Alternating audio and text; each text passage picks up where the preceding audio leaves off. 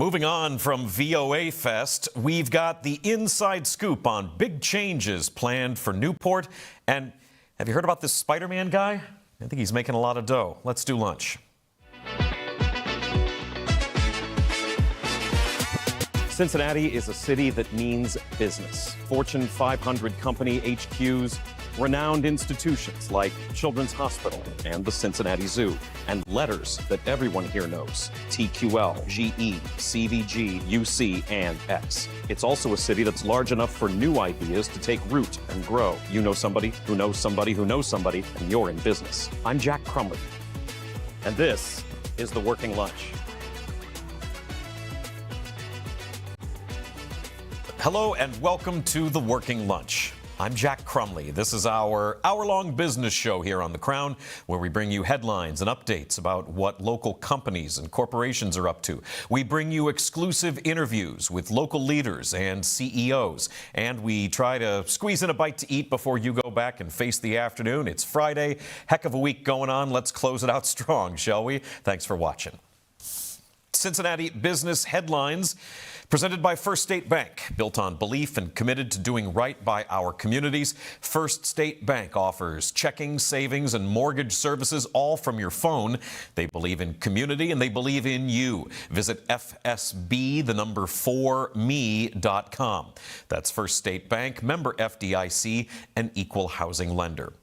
So I saw the report yesterday and immediately reached out to our former guest, friend of the show, Westchester City Manager Lisa Brown, about the Voices of America Country Music Fest not coming back to VOA Park next year. A statement put out by the township says that they told festival organizers back in June that the license agreement was not going to be renewed, but they didn't go public with that at the time. Westchester says the demands of the event, like public safety resources and property restoration, which I guess means cleanup and putting down new grass, along with it not producing enough economic impact, according to the township, all led to things not being renewed. You can see that picture there. That's a whole bunch of people that turned out for it, though. That's from, I presume, last year. There are reports that festival organizers say that they do have a new location locked in for next year. They have not announced what that is yet. The timing on all this, I thought, was kind of surprising, since this year's festival is next weekend. Brad Paisley, Rascal Flatts, Blake Shelton, and more, all going to be at VOA Park starting on August 6th.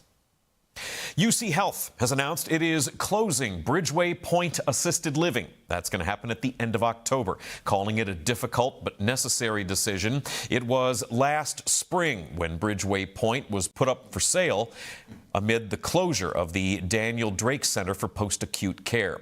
UC Health says the priority now is supporting the residents, families, and employees affected by this decision. And we have some new team-up news to bring you on a Friday. Rheingeist is now an official hometown beer partner of the Cincinnati Bengals. Fans will be able to drink that beer at Paycor Stadium this season. And you can see they've got some specially branded Cincy Light and Truth. It's going to be sold in stores, limited edition cans. I know that I feel like there is some kind of clever wordplay bit involving the word draft when it comes to the Bengals and Rheingeist teaming up. But honestly, after that Contepelli's Countdown segment on Paul Fritchner's softball skills on First Word this morning, I'm just at a loss. I don't even know. I mean, I can't believe I'm even doing a show today after that segment. If you haven't had a chance to check out the action and the reaction from that, do yourself a favor. Moving on to Jack's Big Bite. That is where we focus on one particular story that's happening in our community, a community we believe in with our partners at First State Bank. Stop into one of their local branches or visit online at FSB4me.com to access all the helpful tools and services at First State Bank, built on belief and committed to doing right by our communities. For today's Big Bite presented by First State Bank, this is a show about all the different forms of business happening in this region, and that can involve trying to cover a lot of ground. Certainly, Cincinnati's urban core gets a big bulk of the attention, as does Over the Rhine. Blue ash has been making headlines for months now, but today our focus is going back to northern Kentucky, where the city of Newport announced just a week ago that it was planning on buying the full block of properties along Monmouth Street, south of 6th, for nearly $4 million. A block right on the main drag of the city, which includes businesses like Huddle's Cafe, the Brass Bull, and the Brass Ass Strip Club.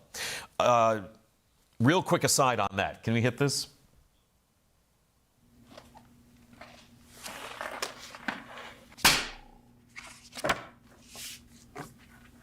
You recognize them?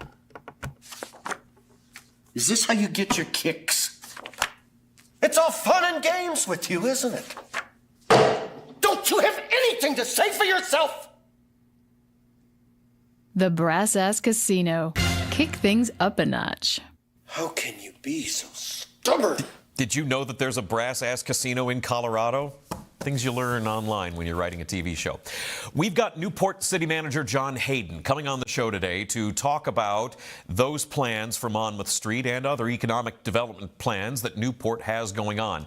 I think this is a really interesting turning point for that city because those properties really do kind of mark the final parts of Newport, Kentucky's, let's say, seedier past, when famous bootlegger George Remus had his thing going on. The roots of Newport's Sin City moniker really go back to the 1800s and the U.S. Army barracks that were built there. But when Prohibition started in the 20s, that's when all the vice got organized. You got guys with the things and the guys with the other guys and the booze and the dames, and you get the picture. Stories of members of the Rat Pack gambling with mobsters and alleged mobsters, and house parties with Marilyn Monroe and more are all around Newport up until really the 60s. It was the pre-Vegas Vegas. Look up Juanita Hodges if you want a real wild story sometime. By the late 70s, it was less about the mob and gambling and more about strip clubs and X-rated movies. But people who lived there started campaigning against all that in the 80s. Reporters who were there at the time have described it as a really grassroots effort to get that out. Those efforts ultimately led to things there like Glenn Schmidt's Playtorium, with its bowling alley and restaurant and cocktail lounge upstairs and casino downstairs, ultimately turning into the Newport Syndicate event venue for wedding receptions and high school proms, which in turn gave way to things like Newport on the Levee, ultimately making that city more of a family destination with things like shopping and movies and aquariums.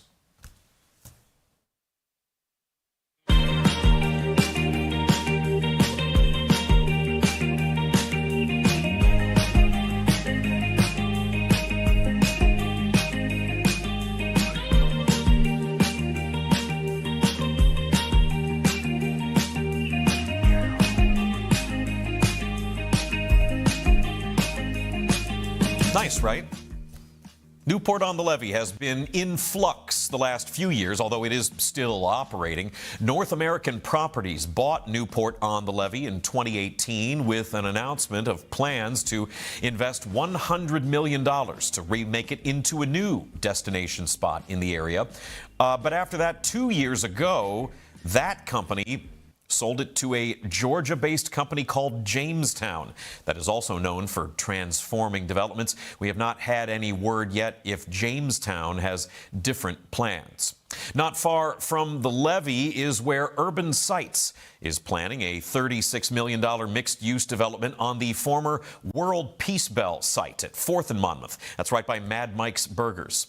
Multiple residential stories part of the plan, with more than 100 apartments on top of 2 stories of retail or office space. It is specifically designed to connect the Newport on the Levee area with the business area a few blocks south along Monmouth. When it comes to other living options in Newport, there is this.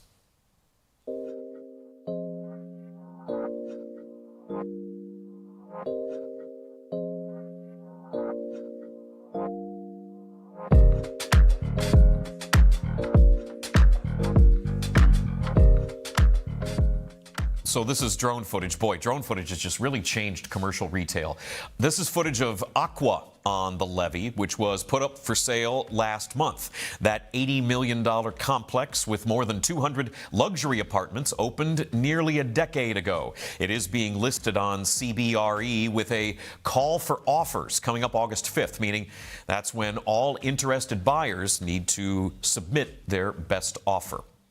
Also have a different kind of riverfront complex coming soon. That's a look at what PLK is trying to develop, turning the former Newport Steel 17-acre site along the Licking River into the Christopher Apartments.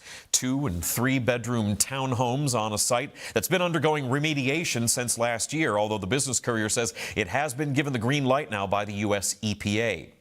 Newport City Commissioners in the month of May agreed to $100 million in bonds for that project. One more recent project that we should mention. There was groundbreaking just last week for James Taylor Park along Riverboat Row for the Ohio River. This $7.5 million park project is part of the Riverwalk District through much of Kentucky's North Shore all along the Ohio River, affecting multiple cities. Ultimately set to be a continuous 20-mile river walk available for people. This is Northern Kentucky's version of how they're looking to develop the front porch of the area, like what Cincinnati and Hamilton County have done with the banks on the Ohio side. The city of Newport's purchase of those brassy properties on Monmouth is being billed as generational change. Newport City Manager John Hayden is going to tell us about it and more other plans for that city on the other side of this break. We do have to take a break. You're watching The Working Lunch on The Crown. Stick around.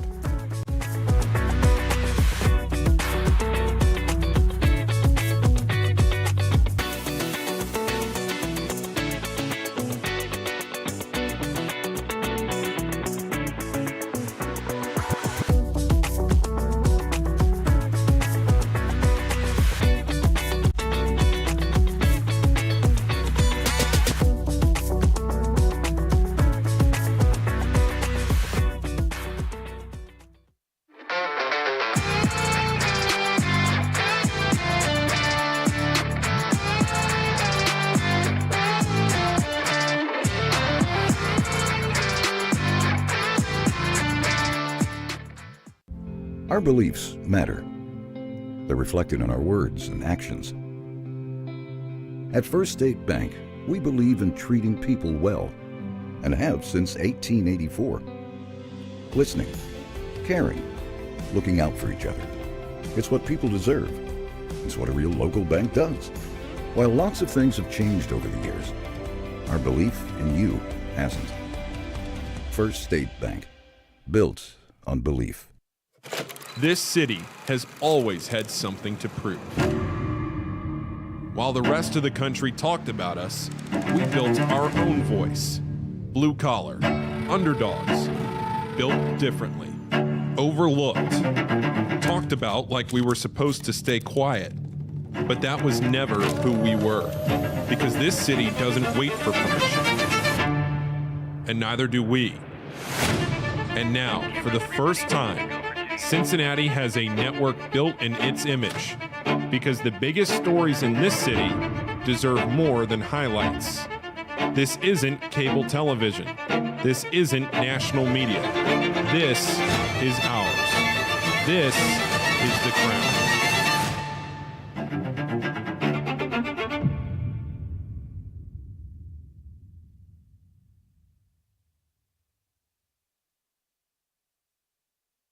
The Crown has you covered. Start your day with the first word. Cincinnati's only morning sports show. Power through midday with The Working Lunch. Cincinnati business talk that keeps you in the know. Nat tries that for lifestyle around the city. And the Rebound Rundown covers every corner of the college basketball scene in the tri-state and beyond. This is The Crown. Built for Cincinnati. First word for your morning sports. The Working Lunch for business that hits home. Nat tries that for lifestyle around the city. And Rebound Rundown for college hoops. This city deserves its crown. Watch, listen, subscribe. My name is Jack Crumley. I've been covering news in Cincinnati on the radio for the last 20 years. I grew up in Northeast Ohio, but Cincinnati has always felt like home since day one. I've seen so many things accomplished here, and now, with the Working Lunch, I get to write, read, and talk about them every day. Hard-working people with a drive and a dream. Innovative ideas that help shape this city. Cincinnati is a great city, and I'm excited to tell you about it every day.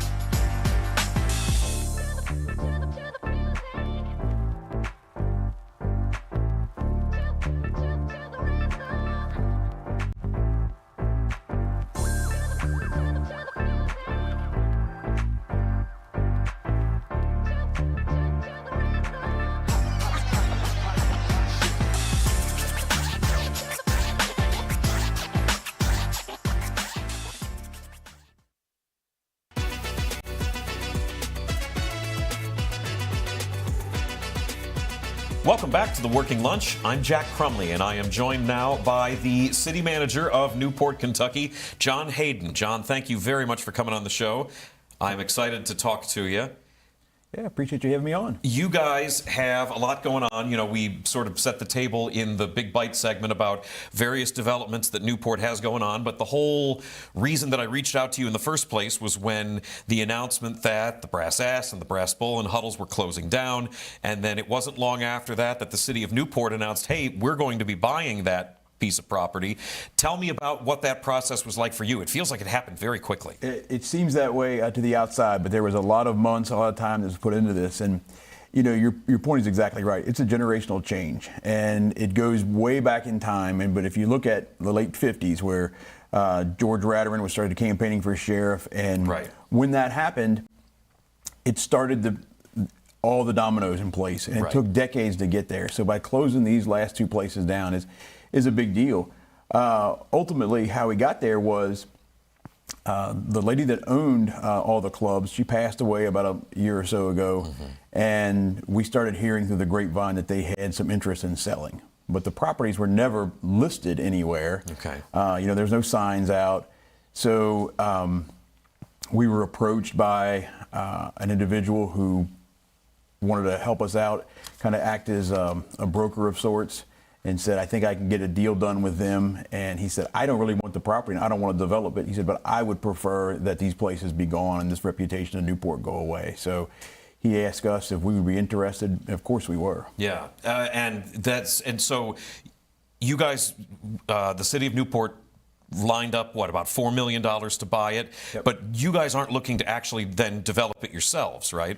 That's correct. We don't want to be landlords. We don't want to be in the development business.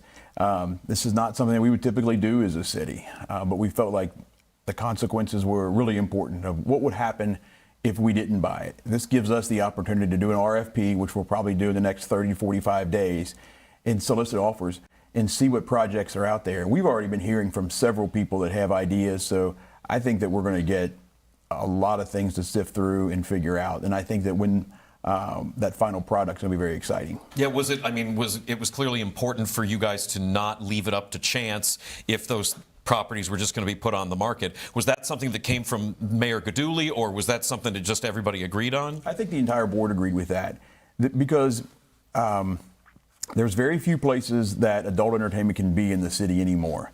On Monmouth Street, while technically it's allowed, there's other restrictions based on proximity to churches, schools, other things. So really, there's no place for them to go on Monmouth Street anymore. But those two locations have been grandfathered in, so we couldn't get rid of them. So if they had sold and they would have went to another operator, it could get worse. Yeah.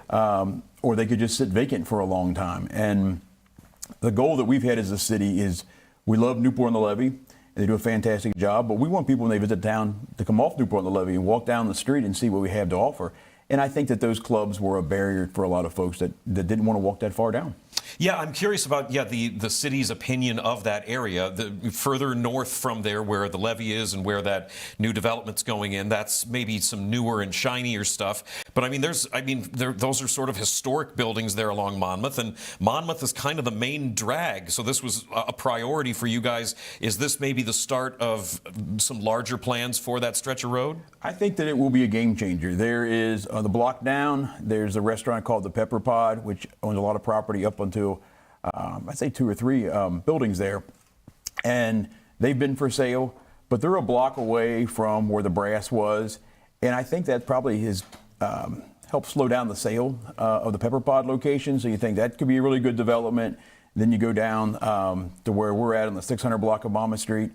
And I think the sky's the limit, because if you look at the numbers for investment and permits that have been pulled for renovations, a lot of it 400 block, and then when you get to the 600 block, very, very little.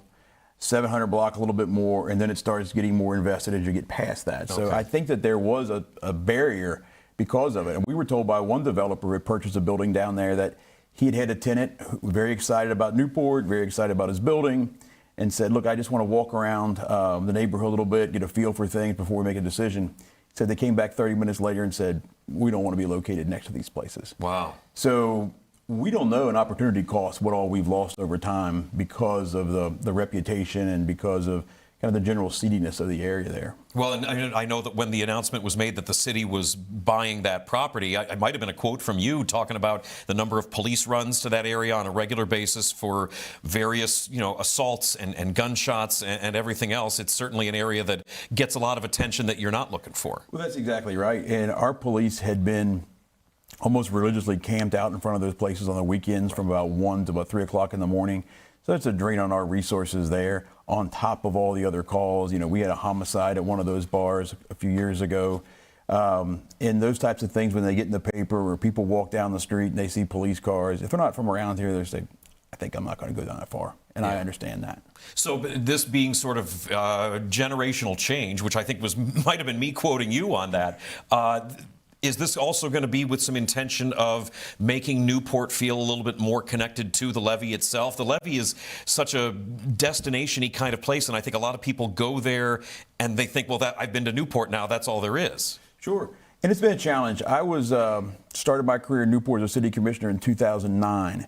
And, from then, even before that, I know one of the challenges that Newport leaders have had are, how do we get people to step off the levee? How do we get them to walk down Monmouth Street? We got some great stuff. Dixie Chili is a classic establishment. Strong's Pizza, Newport Pizza. Newport Pizza is extremely, extremely good. Absolutely.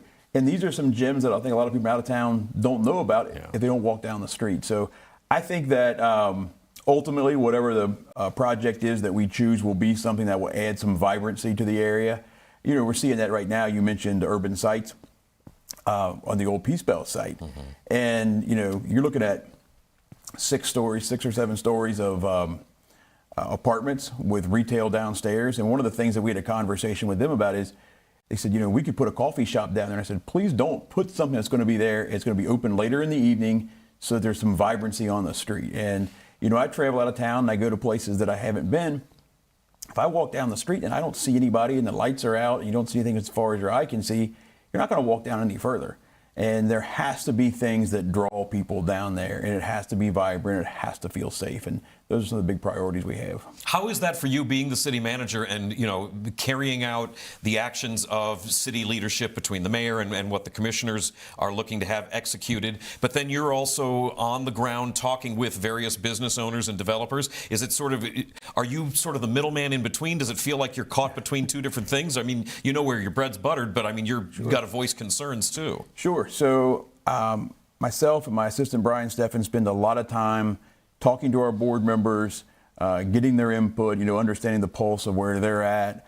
And we spend a lot of time relaying back information that we've learned from developers, residents, other interested parties. So you try to take what the vision of the group collectively is, and sometimes they may vary quite a bit from commissioner to commissioner. but you try to take the essence of what it is that they want to see accomplished and try your best to make that happen. Yeah. Talking about other developments that Newport has going on, those Christopher apartments that PLK is looking to put in at the old Newport Steel site. This is a really big project just from the remediation standpoint of it. That's absolutely right. That's a site that's been vacant for probably about 30 plus years since the steel mill left. There was significant environmental concerns, and that's what kept most people away. Right. And I think they spent about $5 million just in soil remediation alone. So, we had incentivized that deal, and it was well worth it because Route 9, when it got connected to Newport probably about 10 or 12 years ago, all the way through there, we've been waiting for some nice development to spark that area as well. Because you've got New Rift Distilling down there, which is a fantastic place. But other than that, there's not much down there. So this is a great opportunity to bring some vibrancy there as well, and then hopefully that will spur development all the way down Route 9. Yeah, I mean there's a look at what it's going to look like in theory when the sun hits it just right. There's a lot going on along that stretch of road there. What is I'm always very happy to see when housing developments are going in, even if those are some nicer townhomes maybe, but I know there's also a lot of market rate apartment discussions going on with that urban sites location. As far as the housing situation in Newport goes, you're connected on both the government and being in touch with developers and business owners. How is the housing situation there in Newport? Like everywhere, it's tough. Housing market is very strong right now, which is a good thing that we like seeing the people want to live in the city, and there's a lot of demand for houses. Affordability is always a concern because we don't want to be just a community of the rich. Newport has always been a very diverse community. And we want to keep it that way. Our Newport Housing Authority, led by Tom Gaduli Sr., the mayor's dad, has done a fantastic job in a lot of affordable options for folks. I think they probably got about 200 units that they've created over the last decade or so. And a lot of entry-level homes, forgivable second mortgages. So, and as soon as those properties go on the market, they get snapped up almost immediately. Yeah, a lot of interest in Newport, in large part driven by developments like the Levee and that Aqua apartment complex, which is a really nice facility in there. What has it been like for you guys as far as the Brent Spence corridor construction stuff? I feel like Covington has taken it a little more in the chin on that as far as traffic disruptions to people being able to get in town. But you guys had your own issues with the Big Mac Bridge with the 471 closure a few months back. Absolutely. I think the 4th Street Bridge being closed, Brent Spence, I think those things do have an effect on the city. We haven't gotten the concerns from residents or business owners the same as they have in Covington, so I think it's been worse for them than it has been for us. There's still a lot of easy ways to get into Newport. If you're in Covington, you take Roebling over and come back to Taylor Southgate, things like that. So we haven't had that as a complaint. I had lunch with the GM of the Newport and the Levee last week, and they said business is doing very good, didn't express any adverse effects, so that's positive. Yeah, do you know anything about Jamestown's plans for the levee as opposed to the North American Properties that had that big announcement about we're really going to retool the place? I think they're looking at different options. The levee has transitioned somewhat over the years. So, we're used to go in and upstairs they had Dewey's Pizza and things like that. Now they've turned a lot of that into office space. Mm-hmm. So, which for the city is a win because, our budget is primarily based on payroll tax. So office is always a great thing for us to see. I think it also builds for them built-in patrons. So people go to lunch or have a drink after work. So I think it really makes a good relationship for the business and the levee folks themselves. Yeah. Well, there's a lot going on, certainly. We didn't even get into the parks plans that you've got, but we do need to take a break. We'll be back with more. John Hayden is the city manager of Newport, Kentucky, going over all the different projects in that riverfront city here, big part of the tri-state, and lots of big plans coming. We're going to take a break. More to come on The Working Lunch. You're watching The Crown.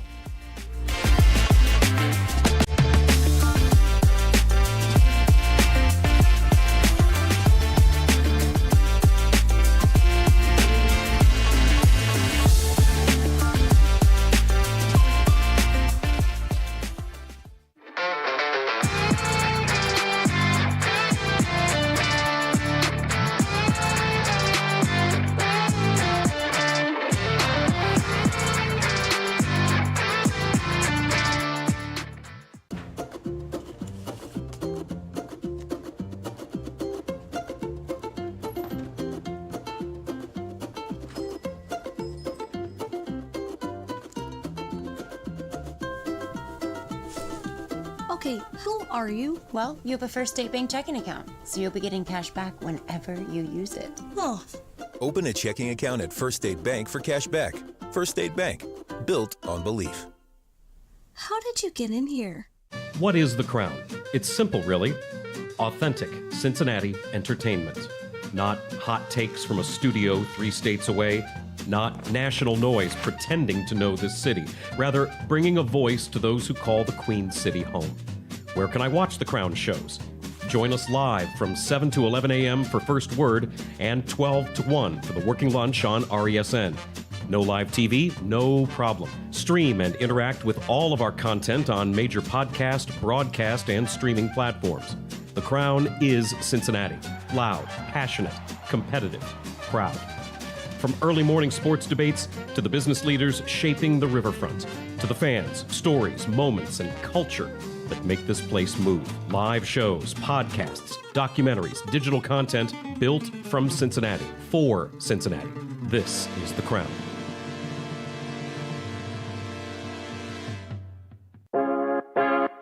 Hi, my name is Adelaide Jones. Just your typical 40-year-old Cincinnati girl.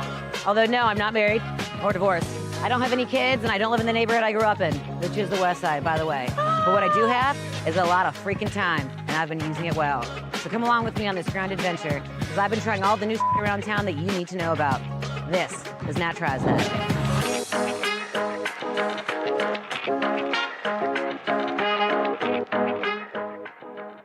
Hey, I'm Marissa Contapelli, one of the co-hosts on First Word and a features producer here on The Crown, where I will be out and about in Cincinnati bringing you the stories that you need to hear in the Queen City. Now, I know I'm from Cleveland, but I love my Cincy sports. I've been in Cincinnati for almost a decade now, spending the last 8 seasons with the Bengals as a team reporter and senior producer. I am so excited to be a part of the team here at The Crown, and I can't wait to bring you the latest from around the city.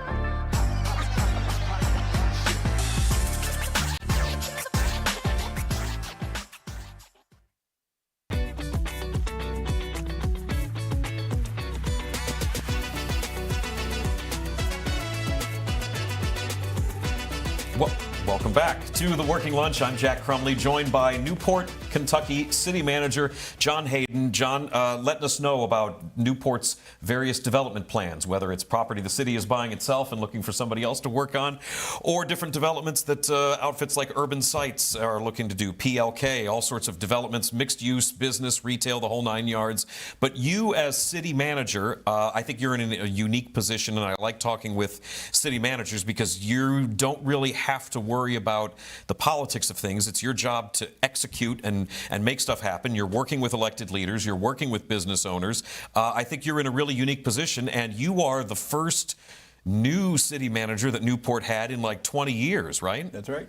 How is that like for you coming into that role? I spent 2 years working under Tom Fromey, who had been city manager since about 2005. So I was familiar. He had me sit in on almost everything that he did for a couple years. So I got a firsthand view of it, kind of understood it. But when you take the job and on day one, when it's just you and there's nobody to hide behind, then it becomes really real. And I learned there was a whole lot of stuff that I didn't know. So I started picking up on things very quickly. You think you have a good grasp on it until you get in there and like, oh, okay, there's more to learn. And that's really how it is. I only knew what I knew, and I didn't know what I didn't know. Sounds like Trying to host a show sometimes. You came into the city management position, though. You had been previously working on the elected office version of things. Yes. So when I started out, I was elected in 2008, started in 2009. I did that for 8 years, which was interesting. And I think that being able to understand what the board members go through helps a lot for me, one, being empathetic with the situation, because, there can be a lot of pressure from residents, people that want certain things done, a lot of hard questions that people have sometimes. And the other piece of it is knowing when I was a city commissioner, things that I wanted to see from the city or the city manager's office specifically, and information that I wanted to know and things like that. So it helped me kind of tailor the job based on my prior experience. What got you interested in, civil work? You've always been a Newport guy, right? Absolutely. Grew up in Newport, went to law school. And when I was younger, my goal was to get into elected office at some point, or to be involved in it. When I was in college, I interned in the United States Senate, and I was like, this is the coolest thing. And being around D.C. and the policymakers and seeing all this stuff, and I was like, I really want to do this. The problem was, you got to be really connected to get those jobs in D.C. So I learned that very quickly, was that I wasn't rich and I wasn't connected. So, got some interviews, never got, past first base on any of that, and started kind of reevaluating. At some point I said, if I'm going to do this stuff, then I'm going to have to make my own destiny with it. So I ended up running. I had never pictured myself, in college, running for city commission or doing any of that. But I really enjoyed it. It was a lot of hard work, but a lot of fun. Was it interesting making that pivot from being on the city commission to working in the city manager's office, not having to worry about any sort of, elected type stuff, and going into like a nuts and bolts, get it done kind of vibe? Yeah, I liked it a lot better. You're not worried about raising money. You're not worried about putting yard signs out. And city commissioners run every 2 years. So you're almost always in election mode. So not having to have that kind of distraction and really focus on the work and getting things done is really satisfying. And, I try to be the best advocate for my city commissioners. I want to make them look good, but you also stay out of the political fray. So, right now is an election year, and I welcome conversation with the other candidates as well, because, I emailed all the candidates that were running this year that were on the outside and said, I was in your spot. And when first time I ran for city commission, I had lost in 2004, and I had nobody from the city reach out to me. Nobody wanted to communicate with me. And I feel like these candidates running deserve to have information. They deserve to know what's going on so that they may ultimately get on the board. You just never know. And I try to have relationships with everybody. It's the important part of the job, is staying nonpartisan, staying out of that fray.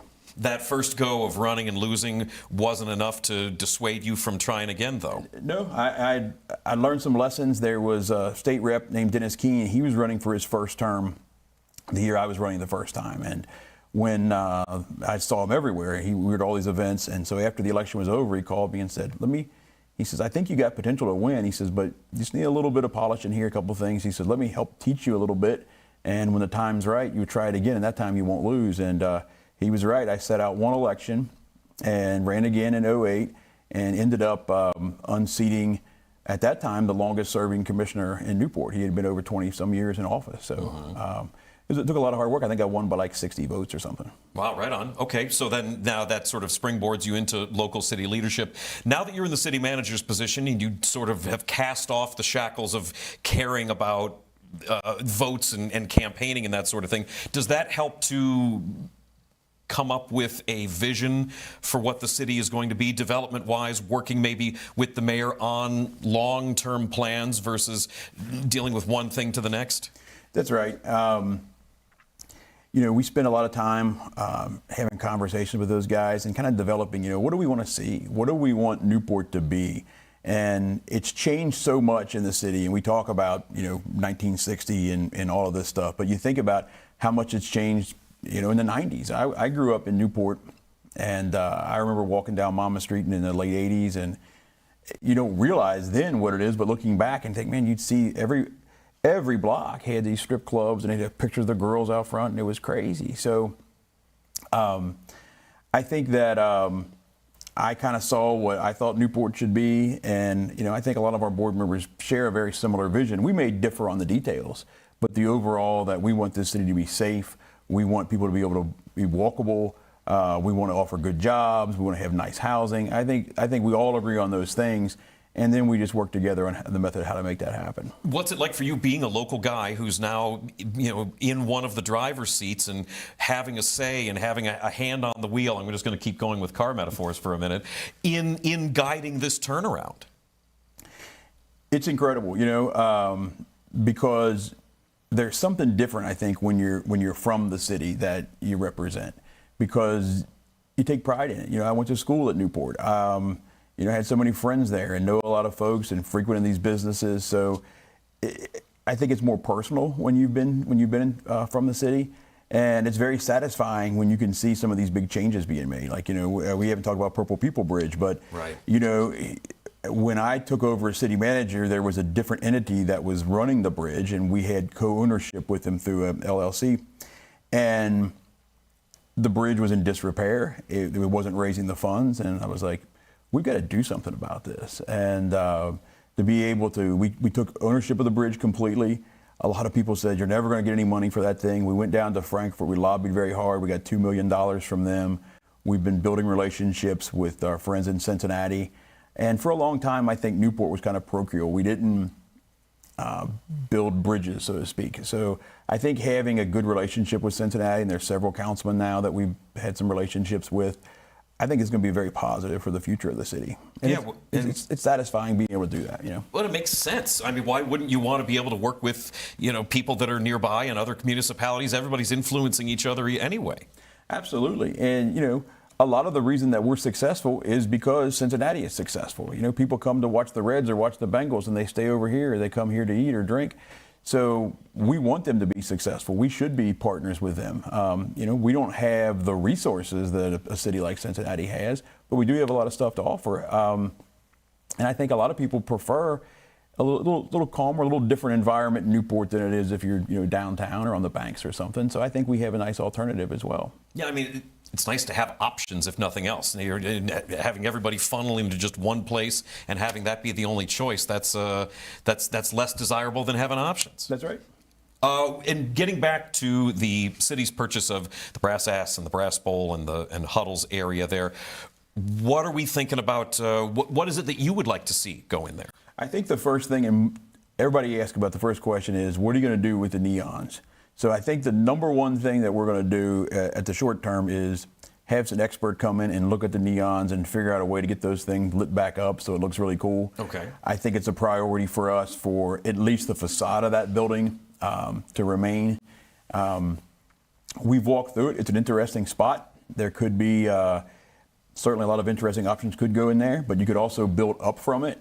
We've talked about the idea of, you could have a nice boutique hotel, or you could have a nice apartment complex. You could build a couple floors up. So that would be cool. The other side, between the parking lot, Brass Bowl, and Huddles, that's about a half an acre. So for context, that's approximately the same size as the urban sites footprint. So yeah, okay. You could theoretically build, an apartment tower there as well. And I don't know that that's what will ultimately happen, obviously. I think there's a lot of creative minds out there that have thoughts about this. And some of the things that I've heard from different folks already is like, I think the community will be impressed by the amount of offers that we get. And we'll have some public input sessions at some point, because we know that residents and business owners want to kind of say, this is what I'd like to see down here. So we want to balance those concerns too and make sure the community feels like they're heard in all of this. Yeah, so I mean, the plan is right now the city owns it. You guys are ultimately looking to sell it to somebody. And if that decision is going to be based on the input you get from the community, and then also what the pitch is from a given developer saying what it is they want to do. Absolutely right. I assume there's no timeline on this exactly. There's not. We want to get started as soon as we can, though. We'll put the RFP out probably about 30, 45 days and move as quick as we can. Sounds like a really big opportunity for having a say in transforming what Newport looks like and what Newport is known for versus maybe what it is remembered for. I think that's exactly right. John Hayden is the city manager for Newport, Kentucky. John, thank you very much for coming on the show and giving us some insight into everything that's going on and a lot of plans going forward. You guys have a lot on your plate. Absolutely. I appreciate the invite. Happy to come back anytime and fill you in. Glad to have you. We got to take a break. We've got more Working Lunch when we get back. You're watching The Crown.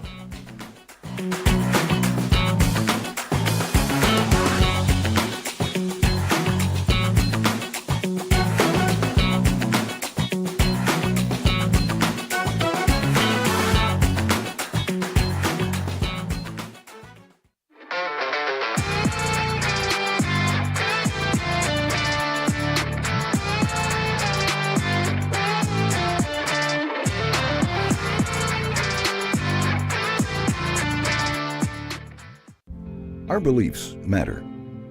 They're reflected in our words and actions. At First State Bank, we believe in treating people well, and have since 1884. Listening, caring, looking out for each other. It's what people deserve. It's what a real local bank does. While lots of things have changed over the years, our belief in you hasn't. First State Bank, built on belief. We welcome you from the Queen City. A Friday night in the Queen City of Cincinnati, Ohio. We welcome you from Cincinnati, Ohio. Nick Hamlin, the fan favorite, to put it away. Touchdown, Cincinnati. Oh, what a catch. The Cincinnati Kings score. What a possession. And look who scores in the Reds game.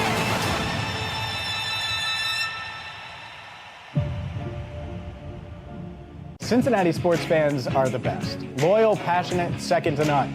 This city lives and breathes sports, and now it finally has a morning show to match. I'm James Rapine, and this is First Word, the only morning sports show in Cincinnati and the place where every day starts. We break down the biggest moments and set the agenda for the city. Marissa Contepelli and Jacob Tissett join me to bring the insight and energy you need to start your day. The conversation starts with First Word. First Word, weekdays 7 to 11, part of the Crown Network. This is the Rebound Rundown. I'm your host, Paul Fritchner. Your home for college basketball in the Cincinnati area and across the country every Monday through Friday during the season.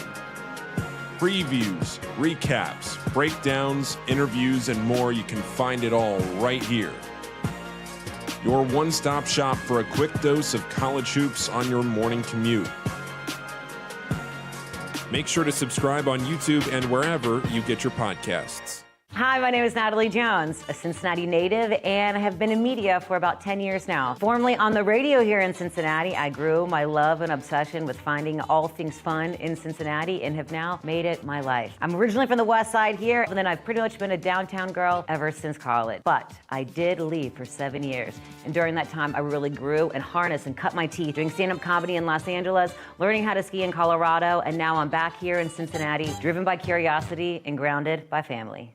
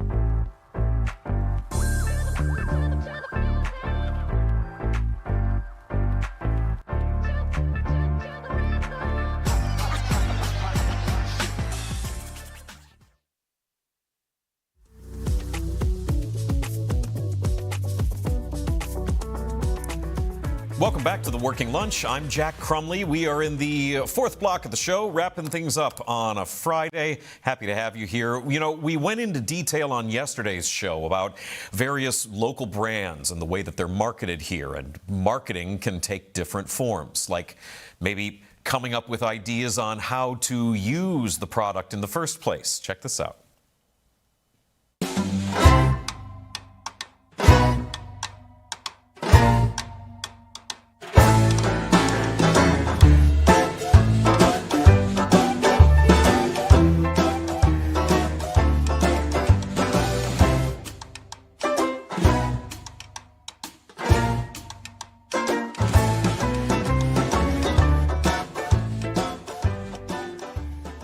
So that's a nice little intro to remind you about the fact this is the second weekend of Gleer's Geta Fest. You can find that video on Gleer's Geta's YouTube page if you're looking to make Geta lasagna. I think that looks good. I would eat that. I'm a Geta guy.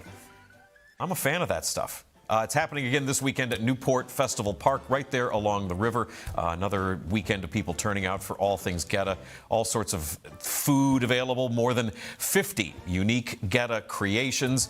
Geta donut sandwich is the thing that really got my attention that I saw on the menu there. One other bit with an outfit called Chili Rocks. They've got deep fried Geta cheese coney and deep fried jumbo cheese coney, which I guess is bigger than the other one. Live music on multiple stages and all sorts of other stuff with Geta Fest going on. Hey, so there is a Spider-Man movie that is coming out this weekend. Maybe you go to the movie at Newport on the Levee and then check out Geta Fest. Real quick clip on this. What is happening to me? Did you miss me, Spidey? I'm losing my mind. I am totally out of control. I gotta fix whatever this is right now. Final semester MIT. Dad, who do you think is actually watching these? Maybe someone. Okay, well, bye, someone.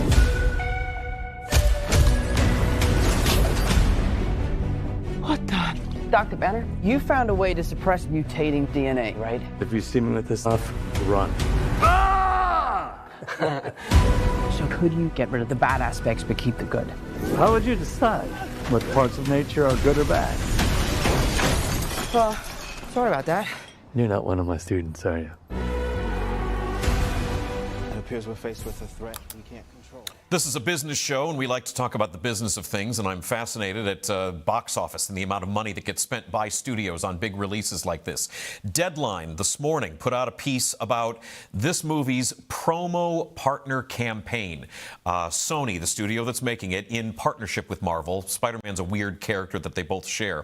Sony partnering with other brands in order to promote this movie. This would be different from licensing, which is things like toys and T-shirts. Disney gets the money from licensing. But as far as what Sony is doing to partner with other brands in order to promote this movie, the promotional campaign is valued at $300 million in media value that Sony has. A chance for other brands to pay money and co-sell the movie and be a part of a cultural moment. Here are some of the different brands that we've got involved in this. You got Little Caesars doing a specialty pizza for Spider-Man. Samsung is doing a specialty phone promotion along with this movie. You got BMW. They are promoting the film with cars in it and showing that Spider-Man will hop right on your hood, potentially, if you're driving a Beamer. And then certainly, say it with me, folks, McDonald's. There's a Spider-Man Happy Meal that I believe has a variety of unique keychains in tie-in promotions on this. This movie is a money-making juggernaut. We knew it was going to be big anyway, but just now that the Thursday previews have hit, Variety reporting on Sony's announcement just this morning, Spider-Man Brand New Day did $72 million in Thursday previews alone. That is the third best domestic previews ever for a theatrical release. It's the best previews ever for a Sony movie, and certainly the best amount of money that previews have generated post-COVID. This movie is going to be huge. The last Spider-Man movie that came out had a $260 million domestic opening weekend. This movie is tracking at least that, probably more. I think generally we are looking at a roughly $400+ million opening weekend at the global box office. This thing's going to be huge. It could be bigger than that. Everybody and their brother is going to see this movie, and it's going to be monstrous. I hope to count myself among them over the weekend. Let's do what we can to try to make the theater-going experience fun. This is going to sound like a Grandpa, Uncle Jack moment, but like the light from phones is really distracting in theaters, and just keep your phone in your pocket. We're here to watch Spider-Man. I don't need to see what your Candy Crush score is looking like. Anyway, really excited about that. It's going to be big money. We will talk about Spider-Man's box office when we get back on Monday. I would like to thank my guest, John Hayden, the city manager for Newport, Kentucky, giving us some real insight into what the city's plans are for that stretch of Monmouth Street where you've got the Brass Ass and the Brass Bowl and Huddles, really turning the page on what Newport used to be. Those are sort of the last remnants of old Newport, seedier times that involved alleged mobsters and more, and what the city leaders in Newport are looking to do to turn the page. Excited to see what goes in there. I'm sure that Newport city leaders are excited to hear from developers as far as what they want to put in there. Sounds like a real big change that's coming to that city. There's a number of ways you can check us out. And you know, the good news is when you're streaming and putting things on the internet, you can watch things anytime. Doesn't always have to be live. And we're excited about that. CincyCrown.com is the website. We're on YouTube. We've got a live audio feed on Mixlr. We're on Spotify as well, Apple Podcasts, iHeart Podcasts, regular TV, Altifiber, Spectrum, you name it. Here's all the shows that we have available to you. And of course, condolences to Paul Fritchner for being just absolutely destroyed on the Rebound Rundown this morning. I think did he turn to dust? I know that it looked like he maintained his corporeal form, but I don't know. Sorry to Paul for all that. It was great. We got to get out of here. Have a great weekend. We're back on Monday.